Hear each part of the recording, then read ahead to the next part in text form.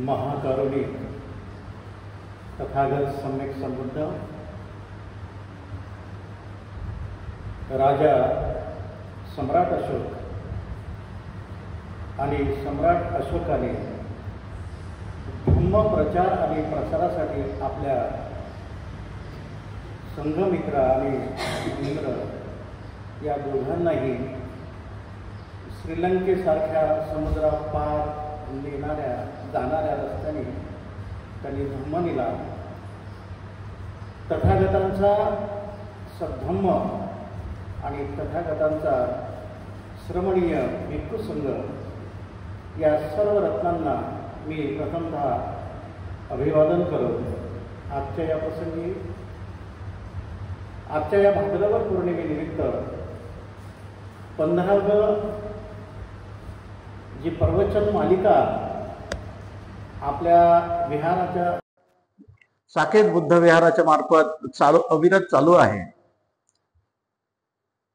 तर या मालिकांमध्ये विहार समितीचे सन्माननीय इंजिनियर मस्के साहेब, त्याचबरोबर संपूर्ण साकेत विहार समिती या सर्वांना मी धन्यवाद देतो.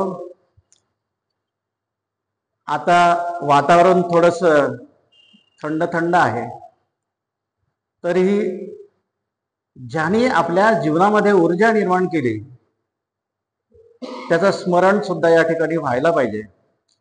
म्हणून आपलं ऊर्जा स्तोत्र कोणतं आहे तर ते म्हणजे सकाळचा मंजूळ वारा येऊन करतो खाणा खुणा, सूर्य किरणे ही म्हणतात उठा लेकरांनो, माझा जय भीम पुन्हा पुन्हा, जय भीम पुन्हा पुन्हा, जय भीम, जय भीम, जय भीम. कारण जय भीम मुळेच आपल्या सर्व आयुष्याचं सोनं झालं. त्या बोधिसत्व डॉक्टर बाबासाहेब आंबेडकरांना सुद्धा आजच्या या ठिकाणी वंदन करून आजच्या या मला सोपवलेल्या विषयावर मी वळत आहे. विषयाची पार्श्वभूमी समजावून सांगताना एक काळी आपल्या बौद्ध धम्मावर आपली आचारसंहिता काय असावी तेवढं लिटरेचर सुद्धा जेव्हा नालंदा सारख्या विद्यापीठातून जाळून टाकण्यात आलं तेव्हा वाचलेलं जे लिटरेचर आहे, लिखित आहे, त्याच्यावर ज्या लोकांनी अध्ययन करून जी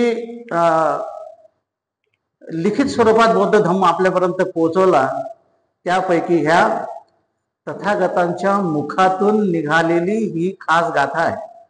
खरं म्हणजे तथागतांच्या मुखातून निघालेली गाथा माझ्यासारखं सर्वसामान्य जीवन जगणाऱ्या माणसाने त्यांच्या मुखातले शब्द तुमच्या समोर सांगावेत ही जरा अवघड विषयासारखं आहे. तरी पण पाली भाषेवर प्रभुत्व माझं नसलं तरी मी प्रयत्न करणार आहे की या गाथेचा मतितार्थ काय आहे.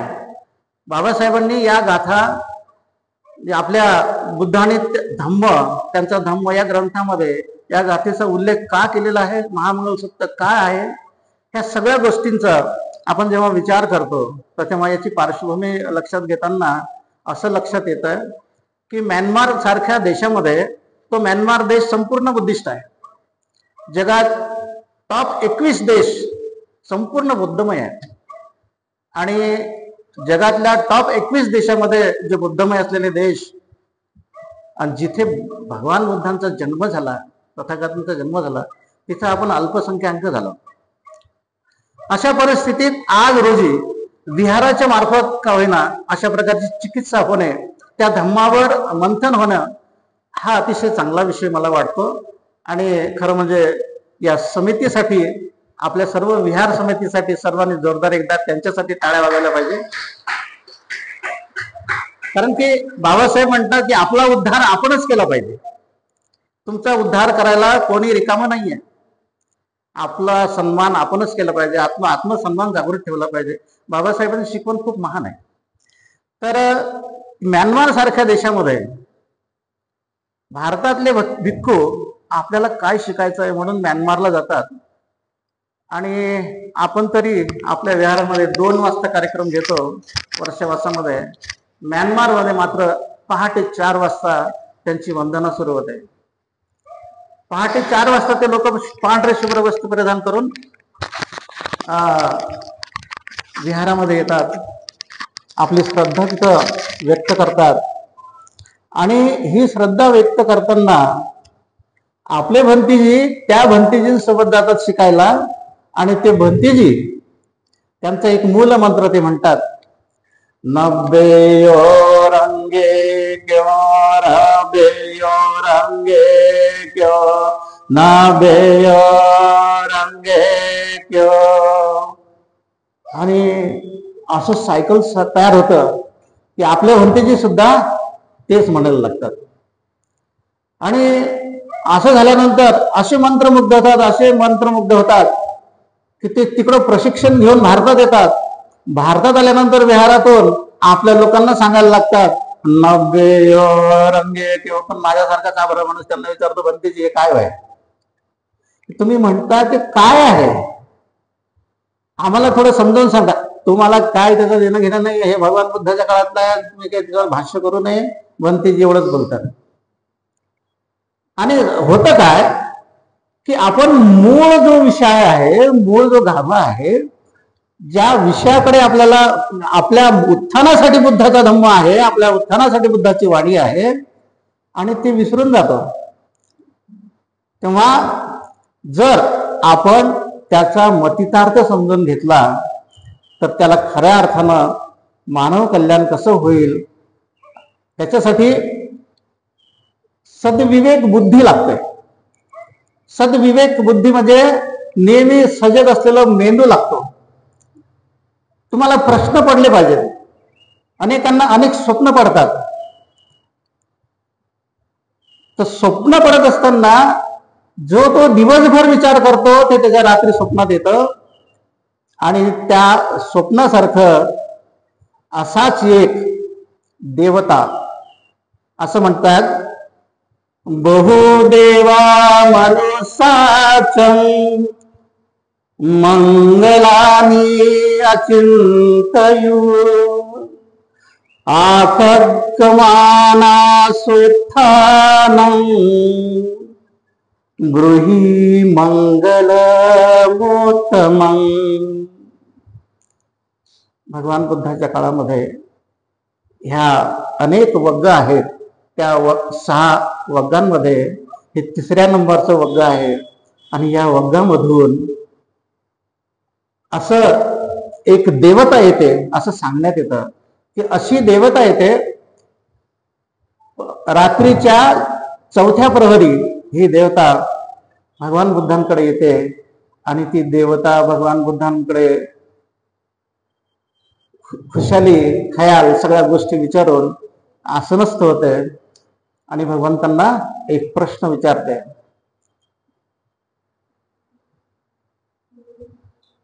भगवंत, सुख कशात आहे? आता ही देवता, ही जी काही देवता आहे, ही देवता म्हणजे ती देवता नव्हे जे 10 दिवस घरात त्याची मोठ्या हर्ष उल्हासाने पूजा करायची आणि 10व्या दिवशी नाल्यामध्ये फेकून द्यायची, ती देवता नव्हे. ब्राह्मणांची बदमाशी अशी झाली की माणसातील देव माणूस ओळखावा. माणसांमध्ये सुद्धा देव माणूस असतो. जसं भंतेजी आपल्यापेक्षा वेगळं जीवन जगतात, तो एक आपल्यासाठी देव माणूस असतो. राग, लोभ, द्वेष, मत्सर सगळ्या गोष्टींपासून जो अलिप्त असतो त्याला देव माणूस म्हटलं जातं. हा जो देवता या ठिकाणी सांगितलेला आहे, हा देवता सुद्धा भगवंतांना, म्हणजे त्याच्या या गाथेमध्येच असं आहे लिहिलेलं की भगवंत 12 वर्ष तप केल्यानंतर, म्हणजे 12 वर्ष कठीण श्रम आपल्या उद्देशाला गाठण्यासाठी, तप म्हणजे आपलं एक उद्देश गाठण्यासाठी केलेली साधना आहे. तर 12 वर्ष अभ्यास केल्यानंतरही मला हा प्रश्न, बरेच जणांना हा प्रश्न मी विचारला की माणसाचं सुख कुठे आहे, उत्तम मंगल कशात आहे. मग उत्तम मंगल कशात आहे हे त्यांना 12 वर्ष तप केल्यानंतर कळत नाही. म्हणून भगवंत मी तुमच्याकडे हा प्रश्न विचारतोय की हे सुख आपल्या कशात आहे, कोणतं मंगल आहे की मनुष्य मात्र आणि देवता मात्र, म्हणजे आम्ही सुद्धा, आमच्यासारखे अभ्यासू माणसं सुद्धा सुखी होतील, समाधानी होतील, त्यांचं सगळं आयुष्य सुखी समाधानी जगता येईल, असा कोणता मंत्र तुमच्याकडे आहे ते मला थोडंसं सांगता का. तेव्हा बुद्ध त्यांना म्हणतात की, म्हणजे भगवान बुद्ध सुद्धा, हा संवाद आहे दोघांमधला, भगवान बुद्ध सुद्धा म्हणतात असेवनाच बालानं पंडितानंच सेवना, पूजाच पूजियानं एतं मंगलमुत्तमं. भगवान तथागत म्हणतात की देवता आणि मनुष्याच्या कल्याणासाठी 38 प्रकारचे मंगल आहेत, 38 प्रकारचे उत्तम मंगल आहेत. त्यापैकी जर आपण विचार करून जर बघितलं तर त्यापैकी मूर्खाशी संगत करू नये. पंडित म्हणजे विद्वान, या विद्वानांसोबत तुमची संगत असावी. विद्वानाचा, आदरणीय व्यक्तीचा आपण आदर सन्मान करणं याच्यामध्येच उत्तम मंगल आहे. आणि आता याच्यामध्ये मूर्ख माणसाला, मूर्ख म्हणजे कोण, मूर्ख म्हणजे कोण, असा साहजिकच प्रश्न पडतो. मूर्खाची व्याख्या कशी ठरवायची. आपल्याकडे भरपूर ज्ञान आहे, आपल्याकडे भरपूर अभ्यास आहे, परंतु आपल्यामध्ये आपल्या शेजाऱ्याविषयी जर तिरस्कार असेल तर ही मूर्खासारखे वागणूक आहे. आपल्याकडे ती करुणा असली पाहिजे, त्या करुणेने आपल्याला तो माणूस जिंकता आला पाहिजे, कारण हे जीवन जे आहे क्षणभंगूर आहे. बुद्ध म्हणतात की हा जो या पृथ्वी तलावर जन्म घेईल तो नष्ट होतो. तेव्हा तुम्हाला दिलेलं जेवढं आयुष्य आहे कोणाची निंदा करू नका. तुम्ही निंदा कराल तुम्ही मूर्खात गिनती काढल्या जाते, तुम्ही एखाद्याचा मत्सर कराल तुमची मूर्खात गिनती काढल्या जाते, तुम्ही एखाद्याचा बायफर्केशन कराल किंवा हा माझ्यापेक्षा लहान आहे, हा माझ्यापेक्षा नीच आहे, हा माझ्यापेक्षा जातीने वेगळा, अशा प्रकारची जी भावना ज्यांच्या मनामध्ये असते तो मूर्ख आहे. म्हणून अशा मूर्खाची संगत तुम्ही सोडली पाहिजे. आणि पंडित म्हणजे एखादा चांगला माणूस आहे, त्याची वाणी चांगली आहे, त्याचं वागणं चांगलं आहे, तो मैत्री भावनेने सगळ्यांना मैत्री भावनेची जपवणूक करतो, अशा व्यक्तीची संगत तुम्ही केली पाहिजे. आणि या संगतीमध्ये उत्तम मंगल आहे असं बुद्ध म्हणतात. आणि नंतर तिसऱ्या नंबरची उपदेश करताना बुद्ध म्हणतात पतिरूप देश वासोच उभेच कत्त पुय्यता आत्मसम्मापणी धीच एतं मंगलमुत्तमं. तुमचं ज्या ठिकाणी तुम्ही राहता तुमचं राहणं सुद्धा अशा ठिकाणी ठेवा, अनुकूल स्थानी निवास करणे, तुम्हाला तिथं चांगलं वाटेल, अनुकूलता वाटेल, तुम्हाला परिपूर्णता वाटेल, अशा ठिकाणी तुम्ही राहायला जा. पुण्यकर्माचा संचय करा, माझ्या हातून कोणतेही पापकर्म होणार नाही याची दक्षता घ्या. त्याचबरोबर स्वतःला योग्य प्रकारे संयमित ठेवा. आपल्याला पटकन राग येतो. मस्के साहेबांनी हे चूक केलं, मस्के साहेबांनी हे नको करायला पाहिजे, राग पटकन येतो आपल्याला की गाडेकरांनी असं करायला नको पाहिजे होतं, असं सांगायला नको पाहिजे होतं. आणि या रागावर तुमचा संयम असला पाहिजे. आणि जेव्हा तुमच्याकडे संयम येतो तेव्हा तुम्हाला योग्य काय आणि अयोग्य काय याची परिणिती येते. जेव्हा माणसाकडे योग्य आणि अयोग्याची परिणिती समजायला लागते, तो माणूस बुद्ध धर्माच्या मार्गावर आरूढ होतो. तेव्हा कुशल कर्म करण्याचा संकल्प करा, याच्यातच तुमचं उत्तम मंगल आहे असं बुद्ध म्हणतात. त्यानंतर बहुसच्च शिपांच विनयोच सुखी हित सुभाषितोच या वाचा इतं मंगल मोक्तमं. याच्यामध्ये चौथी जी गाथा भगवंतांच्या मुखातून निघाली, त्या गाथेमध्ये भगवंत म्हणतात की बहुश्रुत होणे. आजकाल बहुश्रुत होण्यासाठी आपल्याकडे पूर्वी इडियट बॉक्स टीव्ही होता, आता बहुश्रुत होण्यासाठी आपल्या प्रत्येकाच्या हातात मोबाईल आलेला आहे. आपण अनेक गोष्टींचा विचार करतो, अनेक गोष्टी त्या मोबाईलमध्ये पाहतो आणि त्या मोबाईल मधून चांगलं काय घेता येईल त्याच्यासाठी तुम्हाला बहुश्रुत व्हावं लागतं. तुम्हाला ते बहुश्रुत होण्यासाठी एक प्रक्रिया, त्या तुमच्या मेंदूला कसं तयार करावं लागतं, याच्यातलं चांगलं कोणतं आहे ते मला कसं घेता येईल, वाईट कोणतं आहे त्याला बाजूला सारता येईल. तर त्याच्यासाठी आपल्याला खूप असं ज्ञान असणारा माणूस, म्हणजे बहुश्रुत असलेला माणूस, बहुश्रुतांमध्ये ज्याच्याकडे शिल्पकला असते, त्याच्याची कल्पना असते त्याच्यामध्ये, की तो शिल्पकला तयार करत असताना बहुश्रुत होत होतो, की त्याला तो भगवान बुद्धाची जर मूर्ती तयार करायची असली तर त्याला विचार करावा लागतो. नुसतं एकाच अँगलनी नाही, चारही अँगलनी त्याचा विचार करतो आणि भगवंताचं रूप असं तो तयार करतो. म्हणजे त्याच्यामध्ये तो बहुश्रुत असतो, त्याच्यामध्ये ती कला असली पाहिजे. भगवंत म्हणतात याच्यात सुद्धा उत्तम मंगल आहे. त्याच्यामध्ये विद्या शिकवणे म्हणजे शिक्षक असणं सुद्धा, शिक्षकाला सुद्धा बहुश्रुत झाल्यानंतर शिक्षक इतरांना काय शिकवतो, त्या शिक्षकाचं काय कर्तव्य असलं पाहिजे, त्या शिक्षकाने किती चांगलं शिकवलं गेलं पाहिजे, आणि त्याचबरोबर शिष्ट विनयशील असणे, सुशिक्षित असणे आणि सुभाषित वचन बोलणे हे उत्तम मंगल होय. सुभाषित वचन म्हणजे काय? कोणाशीही कटू भावनेने बोलू नये. कोणाचं मन जिंकायचं असलं, तुमची जर कटुवाणी असेल तर माणूस सुद्धा तुमच्याजवळून कटतो. अरे हे माणूस लय वाचाळ आहे म्हणतो. तर तुमची वाणी सुद्धा चांगली असली पाहिजे, सुभाषित असली पाहिजे.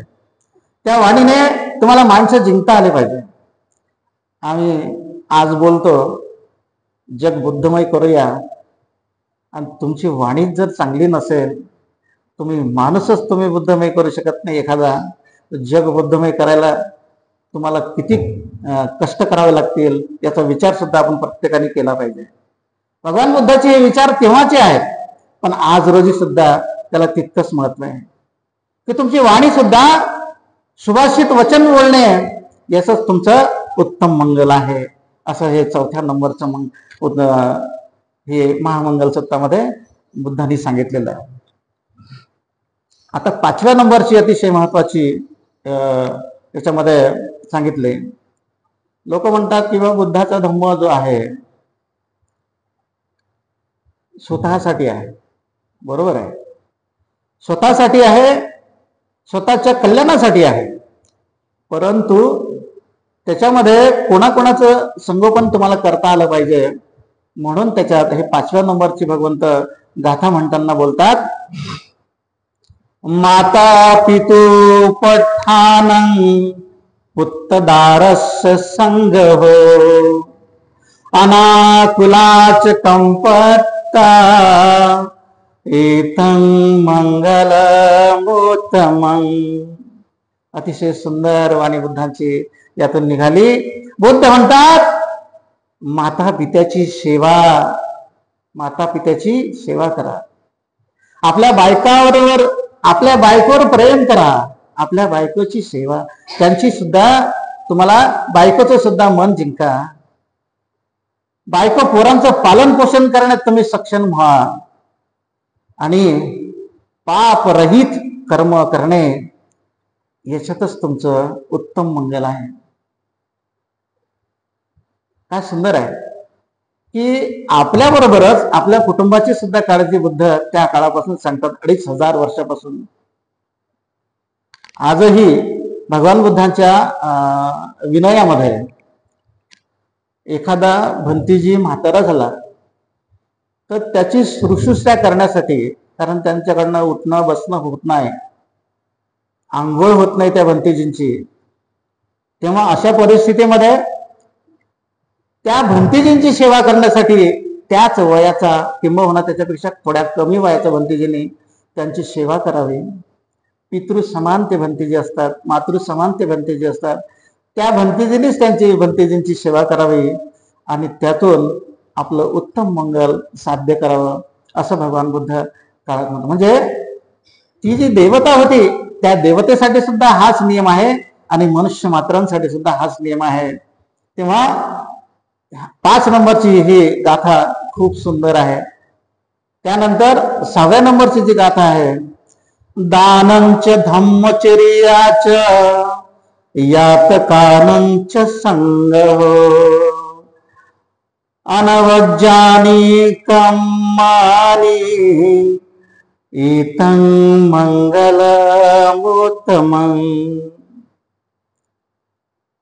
अतिशय आजकाल हा विषय काढला की उपासक पहिले उठूनच जातात, पण भगवान बुद्ध काय म्हणतात, उपासक पहिले उठून जातात की हा जर विषय काढला, दान म्हटलं, नको रे बाबा, म्हणते जे दानच मागतात, तुमचं नंतर बघू.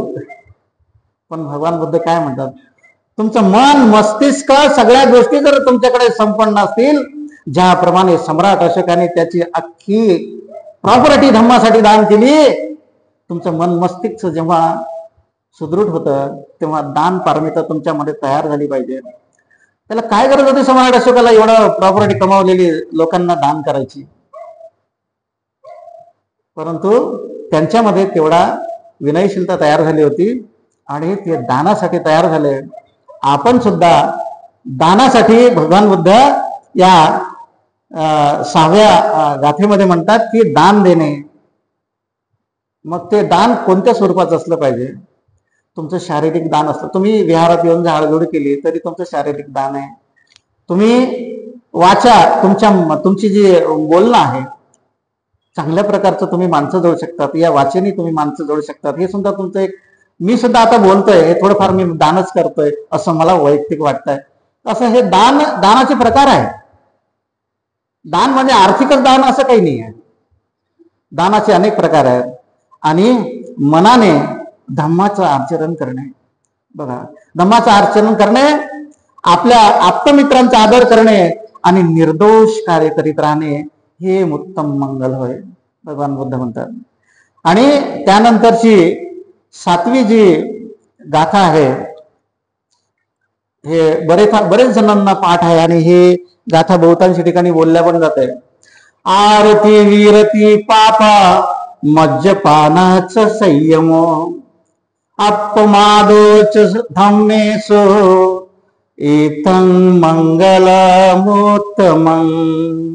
भगवंत 7व्या गाथेमध्ये म्हणतात, मन, वाणी आणि शरीराने पाप कर्मापासून दूर राहणे, मद्यपान म्हणजे कोणतेही नशिले पदार्थ किंवा अन्य मादक पदार्थांचे सेवन न करणे आणि धम्म कार्यात आळस न करणे हे उत्तम मंगल होय. काल परवा एका जणाच्या, म्हणजे मागे एकदा मी गाडीवरून जाताना, अमित भुईगडचं घर आहे ना, त्याला किल्यार भाग म्हणतो, त्या किल्यार भागामधून मी सिटीमध्ये जात असताना एक तरुण मुलगा, ज्याच्या टी-शर्टवर समोरून भलं मोठं वरच्या बाजूला भगवान बुद्ध आणि मोठ्या बाजूला बाबासाहेबांचा फोटो लावलेला, आणि तो माझ्या समोरून येताना दिसला. मी पटकन गाडी उभी केली आणि त्याला निशंकपणे जय भीम म्हटलं. त्याने असं त्याला पाचकन थुकला. आणि नंतर मला म्हणतो जय भीम. मी डोकं धरलं. प्रक्रिया कशी आहे की तुम्ही भगवान बुद्धाचा तुमच्या छाताडावर फोटो आहे, तुमच्या हृदयासमोर बाबासाहेब आहे, तुम्ही जगाला प्रोजेक्शन करता, तुम्ही बुद्धिस्ट आहे आणि तुम्ही किती मद्यपान करता, कसं प्रोजेक्शन तुमचं दाखवता, याच्यात मंगल नाही. हे उत्तम मंगल होऊ शकत नाही. तेव्हा अशा गोष्टींपासून आपण अलिप्त राहिलं पाहिजे. आज मी बघतो सिद्धार्थनगर आहे किंवा भीमनगर आहे, तिकडे आंबेडकर नगर आहे, मुकुंदवाडीचा काही आपल्या बौद्ध वस्तीचा भाग आहे. अगदी 14 ते 22 वर्षांची मुलं मृत झालेले आहेत, मृत पावत आहेत. आपल्या बौद्ध जनांचा जो ग्रोथ आहे, आपण म्हणतो की बाबा आम्ही संख्येने खूप वाढत आहोत, परंतु तुम्हाला कसं मारलं जातं. अगदी मरत आहेत. आज तरुण वयामध्ये मुलं मरत आहेत. कशाने? दारूच्या आहारी जाऊन, व्हाईटनरच्या आहारी जाऊन, अनेक गांजा वगैरे ज्या आहेत नशेचे पदार्थ, ते आपल्या वस्तींमध्ये बऱ्या प्रमाणात प्रोसिड होतात. आपण त्या वस्तींपर्यंत जाऊ शकत नाही. त्यांना कसं समजावून सांगावं? एक बाबासाहेबांची जी संकल्पना होती, मिशनरी प्रमाणे तुमचं काम झालं पाहिजे, त्या मिशनरी प्रमाणे काम आपण न केल्यामुळे, कदाचित या गाथेचा अर्थ सुद्धा आपण समजून न घेतल्यामुळे आज रोजी म्हणजे 2500 वर्षांनंतर का होईना आमच्या देखत आमची मुलं आपल्या प्राण सोडत आहेत. तरुण मुलं. आता मी परवाला एका मोहतीवर गेलो होतो, तर त्याला अगदी 1.5 वर्षाचं बाळ आहे. ती बाई विधवा झाली. तो मुलगा सिद्धार्थनगरचा दारू पिऊन पिऊन पिऊन त्याचा पूर्ण लिव्हरवर सूज आली होती आणि त्याचा मोठा आतड जे आहे त्याला छिद्र पडलं होतं. किती भयानक वास्तवता आहे. 2500 वर्षापासून बुद्धांनी सांगितलं की तुम्ही सुरा मेर यमच्च पमाद ठाण वेरमणी शिक्षापदं समाधियामी रोज म्हणतो. त्याचा अर्थ समजून घेतो का? तर हे आपल्याला स्वतःला जेव्हा समजलं, आपण इतरांना समजावून सांगतो का? हा तितकाच महत्वाचा भाग आहे. तर भगवान बुद्धांचे जे वचन आहे, जोपर्यंत आपण जनसामान्यांपर्यंत पोहोचू शकत नाही, तोपर्यंत आपण ह्या गाथा इथं म्हणणे किंवा याचं विस्तृतीकरण सांगणे याला काही अर्थ नाही. प्रत्येकाने असं प्रण घेतलं पाहिजे या पौर्णिमा, भाद्रपद पौर्णिमेच्या निमित्तानं का होईना, की आपल्या गरीबातला गरीब जर असेल, तो व्यसनाधीन असेल, तर त्याच्या शैक्षणिक बाबतीत जर का आपण त्याचं उत्थान केलं, तर ती जी काही त्याची सवय आहे ते हळूहळू त्याची बंद होईल. त्याला मेडिटेशनला पाठवा, तिथं काही पैसे लागत नाही. त्याला ध्यान साधनेला पाठवायला सांगा, तिथं काही तुम्हाला पैसे द्यावे लागत नाहीत.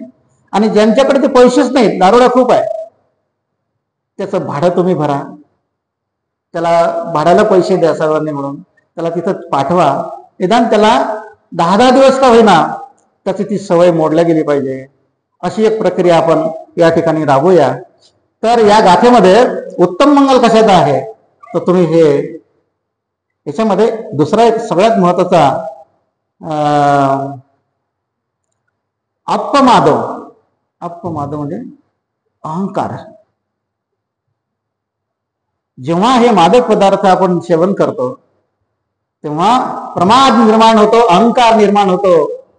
आणि या प्रमादाने, अहंकार निर्माण झाल्याने माणसाची स्वतःच्या शरीराबरोबरच इतरांची सुद्धा हानी करून घेतो. इतकं भयानक वास्तव या व्यसनाधीनतेमध्ये आहे. हे भगवंतांनी 2500 वर्षापूर्वी आपल्याला सांगितलेलं आहे. आणि जर हे तुम्ही सोडलं तर त्याच्यातच तुमचं उत्तम मंगल आहे.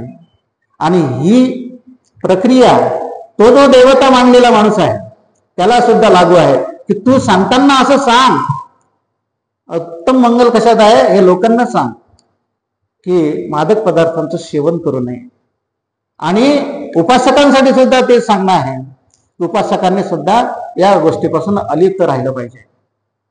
किती सुंदर हे वचन आहे. त्यानंतरचं 8व्या नंबरचं जे भगवंताच्या मुखातून निघालेली वाणी आहे, गारोच निवातोच संतुठीच कथयोता कालेन धम्म सवणम एतं मंगलमुत्तमं. तर 8व्या नंबरच्या या गाथेमध्ये भगवंत म्हणतात, पूजनीय व्यक्तींचा गौरव मान मर्यादा करणं. तुम्हाला आता आपण जे आपल्याला पूजनीय व्यक्ती वाटतात त्यांचा मान मर्यादा राखणं, त्यांचा सन्मान आदर सन्मान करणं हे आपण पाळलं पाहिजे. आणि हे पाळत असताना तुमच्यामध्ये विनम्रता असली पाहिजे. विनम्र राहणे, संतुष्ट राहणे, अतिशय मन तृप्त झालंय बाबा, आपलं काय आपल्याला दुःख नाही आहे. मी आता मला लेकरं झाले, घर झालं, दार झालं, गाडी आली, सगळं आली, मन तृप्त आहे. संतुष्ट राहायचं. या संतुष्ट मनाने राहिल्यानंतर कृतज्ञ सुद्धा राहायचं. भगवंत आपल्याला उपदेश करून दिले गेले, बाबासाहेब सुद्धा आपल्याला धम्म देऊन गेले आणि आपण त्यांची कृतज्ञता सुद्धा पाळायला पाहिजे. आणि ही कृतज्ञता नुसतं तुमच्या देवता लोकांनीच पाळली पाहिजे असं नाहीये. सर्वसामान्य माणसाने सुद्धा कृतज्ञ राहून त्यांच्या प्रती आपला सद्भाव व्यक्त केला पाहिजे. उपकाराची जाण ठेवणारा असला पाहिजे. आता मी उपकाराची जाण ठेवणारा असला पाहिजे भगवंत म्हणतात, तेव्हा एक छोटस उदाहरण तुम्हाला सांगतो की माझी आपल्या सर्वांची माता रमाई राजरत्न अगदी बाबासाहेबांसारखा दिसायला होता. राजरत्नावर बाबासाहेब खूप खुश होते. राजरत्न 3 नंबरचा मुलगा, 2 नंबरचा गंगाधर आणि 1 नंबरचा काल ज्यांची स्मृती दिन होता ते भैयासाहेब आंबेडकर. तर राजरत्न अगदी सेम टू सेम कॉपी बाबासाहेबांसारखा गोरा गोमटा मुलगा तापेने फणफणला. रमाई त्या बाळाला आपल्या नेहमी डॉक्टरकडे त्या बाळाला घेऊन गेली, राजरत्नाला. आणि तो डॉक्टर कोण होता? देशपांडे.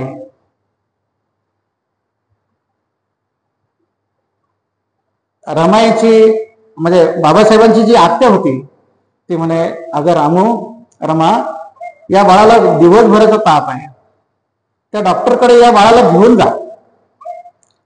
हे बाळ सतत रडत आहे. उद्या काय दाखवशील तू बाबासाहेबांना, भीमरावला काय दाखवशील, याला घेऊन जा. म्हणे आत्या, त्या देशपांडेचे आधीच पैसे बाकी आहेत, तो काही याच्यावर उपचार करेल असं मला वाटत नाही. आणि काय झालं, माझं जास्त लांबलंय का? नाही नाही, म्हणजे चर्चा चालू आहे म्हणून म्हणतो मी, नाही ना. हा, तर रमाई राजरत्नांना घेऊन त्या देशपांडे डॉक्टरकडे गेली. आणि रमाईला पाहिल्याबरोबर त्या देशपांडे डॉक्टरनी खडसवून सांगितलं, आंबेडकर बाई, तुम्ही मागची फीस आणली का? मागची फीस आणली असेल तर बसा, नाही तर इथं थांबायचं नाही, निघून जा. माझी रामो जड पावलांनी ते तापेनं फणफणलेलं बाळ खांद्यावर घेतलं आणि तशीच वापस घरी आली. रात्रीचं अर्ध्या रात्रीपर्यंत रमाई त्या बाळाला मांडी हालत होती. अर्धी रात्र लोटली तरी रमाई झोपली नाही. आणि झोपली नाही ती आत्या, तिला जेव्हा जाग येते तेव्हा ती रमाईला म्हणते, आण माझ्याकडे देते बाळ, तू थोडस आंग टाक, हे याला थोडस थंड्या पट्ट्यात. आणि त्या बाळाला जेव्हा हात लावते त्या आत्याला कळतं की हे बाळ रमाईच्या मांडीवर गेलं. रमाईला शेवटचा श्वास कधी गेला या बाळाचा हे सुद्धा कळलं नाही. रमाई मांडी हलवत आहे. अगं रमा, तुझं हे बाळ तुला सोडून गेलं ग. तू आता उद्याला माझ्या भिवाला काय सांगशील?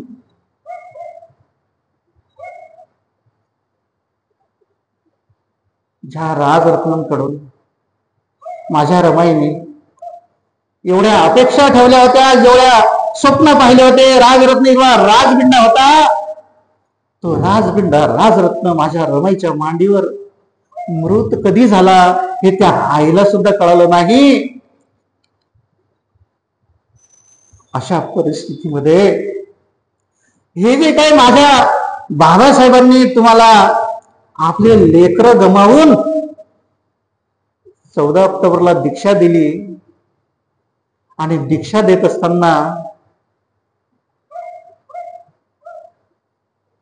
त्यांचा कंठ दाटून आला. कंठ दाटून आल्यानंतर त्यांना रडायला आलं. 22 प्रतिज्ञा देताना त्यांना रडायला आलं. चंद्रपूरच्या सभेमध्ये बाबासाहेबांनी कुठलंच भाषण केलं नाही. जसे गाडीतून उतरल्याबरोबर त्यांना चालता येत नव्हतं. 2 खांदेकरी आले, त्यांना स्टेज पर्यंत नेलं आणि नेल्याबरोबर बाबासाहेबांना खुर्चीत बसवलं. बाबासाहेबांना खुर्चीतून उठता सुद्धा येत नव्हतं. एक बाबासाहेबांनी इशारा केला. तो कागद त्यांच्याकडे संयोजकांनी दिला आणि कागद दिल्याबरोबर चंद्रपूरच्या सभेचा हा एक विहंगम प्रसंग आहे की तिथे बाबासाहेबांनी एका शब्दाचे भाषण दिलं नाही. भाषण न देता बाबासाहेब जोरजोराने हुंदके देत रडायला लागले. हुंदके देताना बाबासाहेबांनी आपल्या लेकरांवर असा हात करताना म्हणाले, उद्या कदाचित मी तुम्हाला दिसणार नाही. आणि जोरजोराने त्यांच्या डोळ्यातले अश्रू टपकायला लागले. आणि बाबासाहेब समोर रडत आहेत. आमचा प्रज्ञा सूर्य आमच्या समोर रडत आहे, आमचा बाप समोर रडत आहे. आणि त्या रडणाऱ्या बापाला पाहून लेकरं सुद्धा रडायला लागली. 15 मिनिटं हा चंद्रपूरचा रडण्याचा प्रसंग त्या ठिकाणी त्या लोकांनी, साक्षीदार असलेल्या लोकांनी अनुभवला. आणि त्यानंतर बाबासाहेब, तुमच्या कल्याणाचा मार्ग मी तुम्हाला दिलेला आहे रे. आता यानंतर माझ्यानंतर कोणी असेल याची मला आता कल्पना नाही आहे.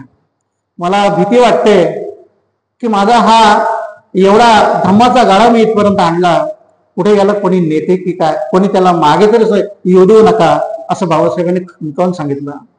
मला एक सांगा, या कुटुंबाचे जेवढे उपकार आपल्यावर आहेत त्याची परतफेड आपण केली पाहिजे का नाही केली पाहिजे, हा विचार सुद्धा आपण प्रत्येकाने केला पाहिजे. परतफेड करणं, जे आपल्यासाठी झटलेत त्यांची परतफेड करणं, यातच तथागत बुद्ध म्हणतात, यातच तुमचं उत्तम मंगळ आहे असं समजा. याच्यातच तुमचं उत्तम मंगल आहे. उत्तम मंगल कशात आहे जेव्हा देवताला विचारलं होतं, तर याच्यात सुद्धा तुमचं उत्तम मंगल आहे. तुमच्यावर ज्यांनी ज्यांनी उपकार केले त्यांच्या उपकाराची परतफेड तुम्हाला करता आली पाहिजे. आणि त्या परतफेड करताना कोणत्या पद्धतीने तुम्ही उपकाराची परतफेड करता त्याला सुद्धा महत्व आहे. आज या विहारामध्ये येऊन आपण जी परतफेड करत आहोत, खरं म्हणजे खूप आनंद वाटतो की या विहारामधून आपण बाबासाहेबांप्रती थोडीशी परतफेडीची एक प्रक्रिया राबवत आहोत. की गेल्या वर्षावासामध्ये भंतेजींच्या ग्रंथ वाचनाबरोबरच प्रवचन मालिका सुद्धा आपण सुरू केलेली आहे. खूप छान वाटतंय की अशाच प्रकारचे उपक्रम आपण राबवला गेला पाहिजे. यातच भगवंत म्हणतात की यातच खरं उत्तम मंगल आहे. आणि यानंतरच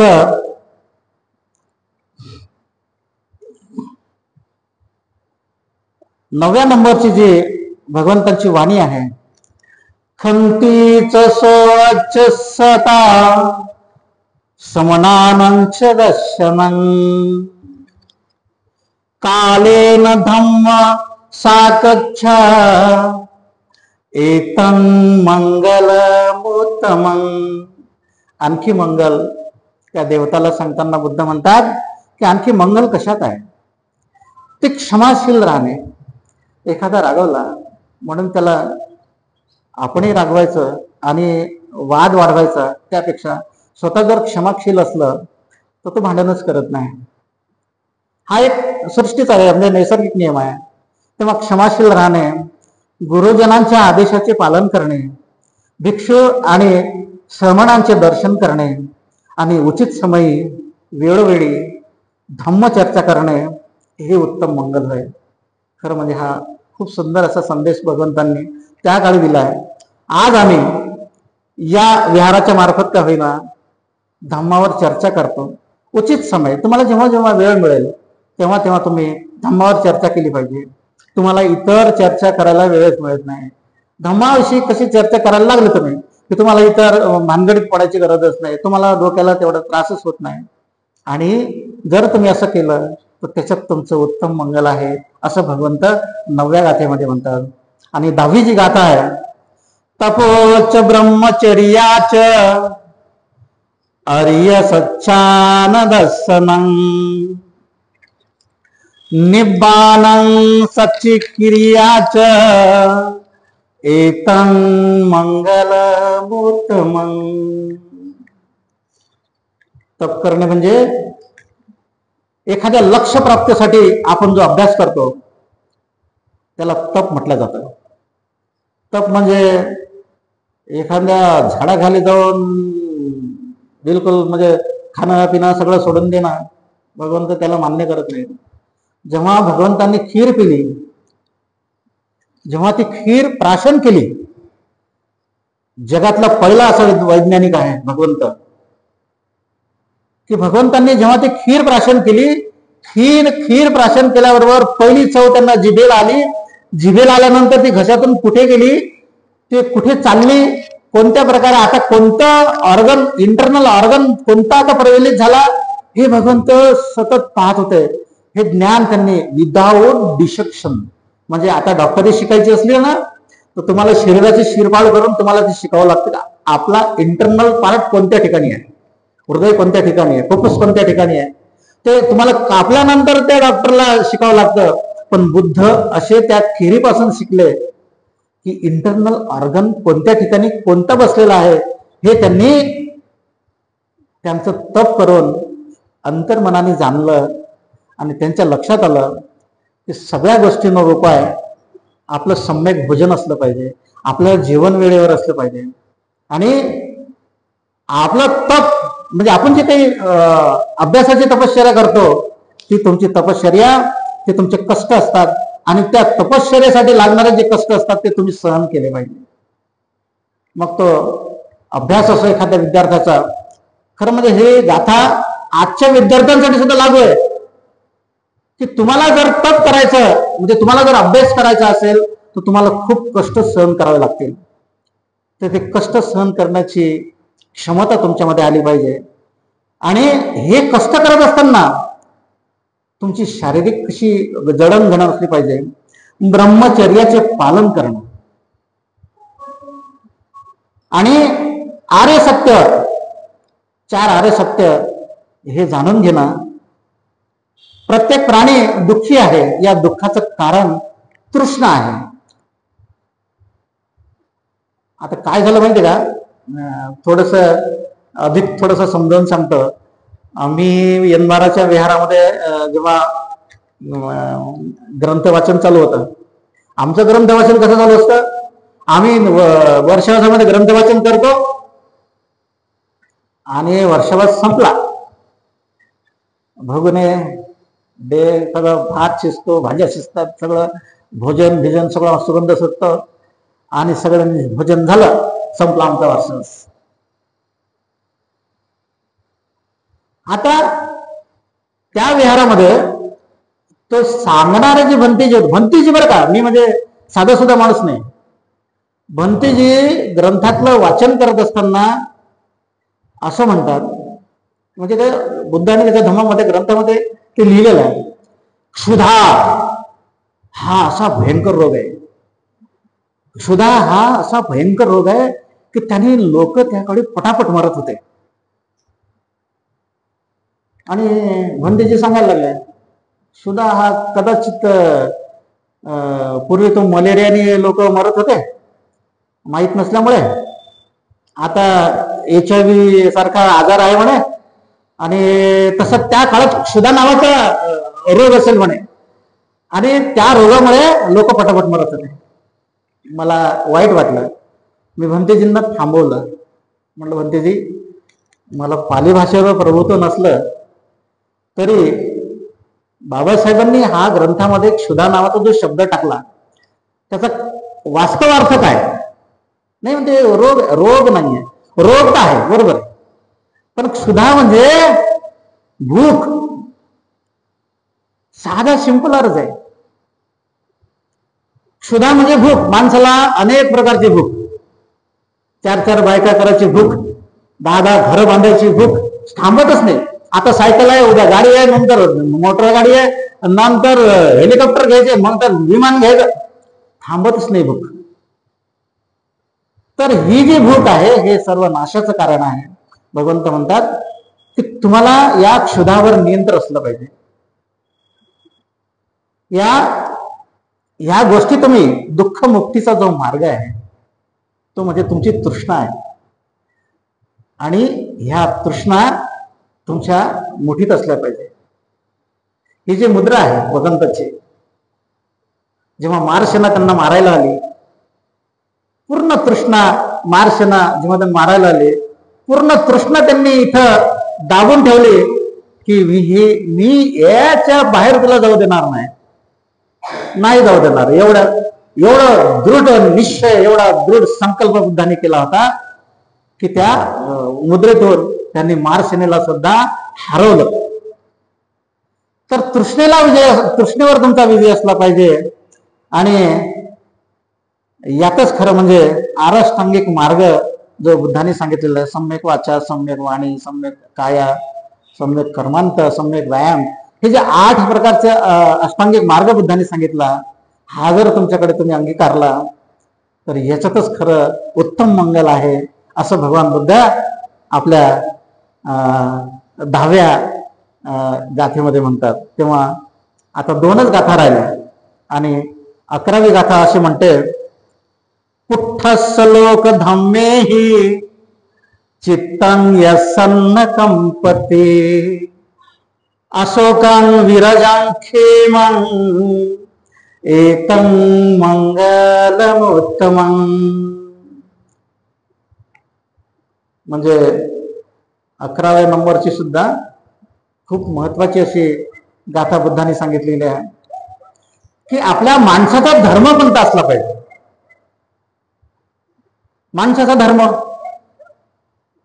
जसा आगीचा धर्म आग लावणे, पाण्याचा धर्म पाणी विझवणे, ते आग विझवणे, पाण्याचा धर्म आग विझवणे, हवेचा धर्म हा असा विशिष्ट धर्म आहे. तसा माणसाचा कोणता धर्म आहे? धर्माची परिभाषा बुद्ध म्हणतात की मनुष्याचा एक स्वतंत्र धर्म आहे. तो धर्म म्हणजे ज्या धर्माची हानी होते, मनुष्याच्या धर्माची हानी कोणत्या गोष्टीमुळे होते? लोभ, लाभ, यश, अपयश, निंदा, स्तुती आणि सुखदुःख याने चित्त विचलित होते. आजकाल जरा हा प्रकार जास्त प्रकारात म्हणजे वाढलेला दिसतो समाजामध्ये. हा निंदा नावाचा प्रकार इतका भयानक पसरलेला आहे. मी तर म्हणतो की रोगापेक्षा भयानक आहे. कोणाची काही बातमी कानावर आली आणि तो जर जवळचा असला की त्याचं विधभर असलं की हातभर कसं सांगायचं, त्याच्यात आपण फार पटायचं. हे दुःखाचे कारण आहे. बुद्ध 2500 वर्षापूर्वी सांगतात की कोणाची निंदा करू नका, आणि निंदा केल्यानंतर जेव्हा तो निंदक हाती पडतो निंदा केल्यानंतर निंदक जेव्हा हाती पडतो तेव्हा त्याची गोची होते, तर आपण पकडला गेलो. आणि जेव्हा त्याला पकडलं जातं तेव्हा 10 लोक त्याला म्हणतात की अरे बाबा तुझं चुकलं ना. आजकाल नवीन विषय आलेला आहे आता, वाक्य कोणाचं, विरोध कोण करतो, आणि सगळं विस्कळीत चाललंय. राहुल गांधी अमेरिकेत जातो आणि एक वाक्य बोलतो की सामाजिक स्थिती सुधारली भारताची की आम्ही आरक्षण बंद करू. आता खरं म्हणजे आरक्षण बंद करायची याच्या बापाची हिंमत नाही. आरक्षण ही जोपर्यंत या देशामध्ये जाती व्यवस्था आहे तोपर्यंत त्या जातीचा जेवढा वाटा आहे तो वाटा त्या जातीच्या संख्येप्रमाणे वाटला गेला पाहिजे अशी तरतूद संविधानामध्ये आहे. आरक्षण म्हणजे कोणाचा भीक नाही आहे. आणि त्या आरक्षणावर म्हणजे कोणी असं खातं, कोणी असं खातं, कोणी म्हणजे अशा प्रकारचं राहुल गांधी असं खातो आणि त्याचेही समर्थक काही आंबेडकरी लोक आहेत. नाही राहुल गांधीचं काही चुकलं नाही, राहुल गांधी बरोबर होऊन दे. काय चाललंय? अरे तो निंदा करतोय भारत देशाची का होईना. सद्विवेक बुद्धी असली पाहिजे. निंदक आपल्याला ओळखता आला पाहिजे. आपण स्वतः निंदा केली नाही पाहिजे. हा जो रोग आपल्या समाजामध्ये लागलेला आहे तो आपण कसा ओळखायचा याची सद्विवेक बुद्धी आपल्याला जागृत असली पाहिजे. यातच खरं मंगल आहे असं भगवान बुद्ध म्हणतात. आणि यानंतरचा जो 12वा अध्याय आहे म्हणजे गाथा आहे, येता दिनासी कत्वानं सब्बत्थम अपराजिता सब्बत्थ सोथि गच्छन्ति तं ते संमंगलमोत्तमं.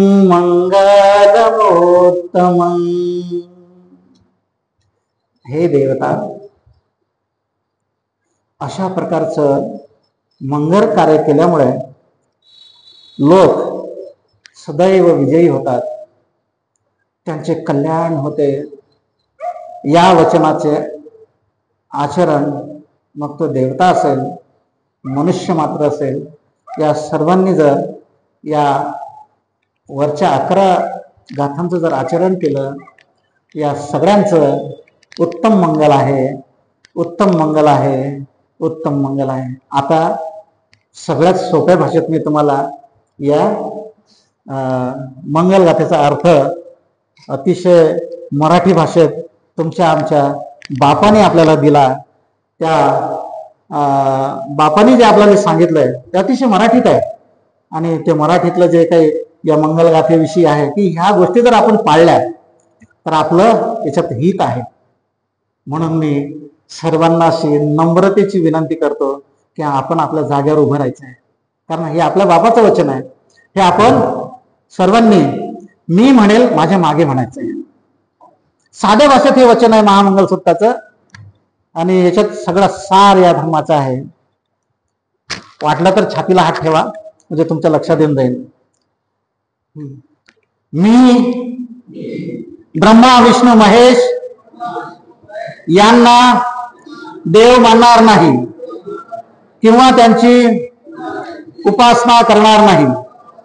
मी राम व कृष्ण यांना देव मानणार नाही किंवा त्यांची उपासना करणार नाही. गौरी गणपती इत्यादी हिंदू धर्मातील कोणत्याही देव देवतेस मानणार नाही किंवा त्यांची उपासना करणार नाही. देवाने अवतार घेतला यावर माझा विश्वास नाही. बुद्ध हा विष्णूचा अवतार होय, हा खोटा व खोडसार प्रचार आहे असे मी मानतो. मी श्राद्ध पक्ष करणार नाही, पिंडदान करणार नाही, मी बौद्ध धम्माच्या विरुद्ध विसंगत असे कोणतेही आचरण करणार नाही. मी कोणतेही क्रियाकर्म ब्राह्मणाच्या हातून करून घेणार नाही. सर्व मनुष्य मात्र समान आहेत असे मी मानतो. मी समता स्थापन करण्याचा प्रयत्न करीन. मी तथागत बुद्धाने सांगितलेल्या अष्टांग मार्गाचा अवलंब करीन. तथागताने सांगितलेल्या 10 पारमिता मी पाळीन. सर्व प्राणी मात्रांवर दया करीन. त्यांचे लालन पालन करीन. मी चोरी करणार नाही. मी व्यभिचार करणार नाही. मी खोटे बोलणार नाही. मी दारू पिणार नाही. प्रज्ञा, शील, करुणा या बौद्ध धम्माच्या 3 तत्वांची सांगड घालून मी माझे जीवन व्यतीत करेन. माझ्या जुन्या मनुष्य मात्रांच्या उत्कर्षाला हानिकारक असणाऱ्या व मनुष्य मात्राला असमान व नीच मानणाऱ्या हिंदू धर्माचा मी त्याग करतो व बुद्ध धम्माचा स्वीकार करतो. तो सद्धम्म आहे अशी माझी खात्री पटलेली आहे. आज माझा नवा जन्म होत आहे असे मी मानतो. इतपर मी बुद्धांच्या शिकवणुकीप्रमाणे वागेन अशी प्रतिज्ञा करतो. जय भीम, जय भीम, जय भीम. आणि याचबरोबर माझं हे बुद्धाची मंगलवाणी, महामंगलसूत्र आणि बाबासाहेबांचे सुद्धा मंगलवाणी आज या ठिकाणी आपण त्याच्यावर भाष्य केलेलं आहे. कोणाला काही हे भाष्य करताना काही चुका झाल्या असतील त्या मला एक लहान भाऊ म्हणून क्षमा कराव्यात अशी सर्वांप्रती मी मंगल कामना व्यक्त करतो. आणि या ठिकाणी माझं हे लांबलेलं जे महामंगलसूत्रावरील प्रवचन या ठिकाणी थांबवतो. सर्वांना क्रांतिकारी जय भीम. नमो बुद्धाय.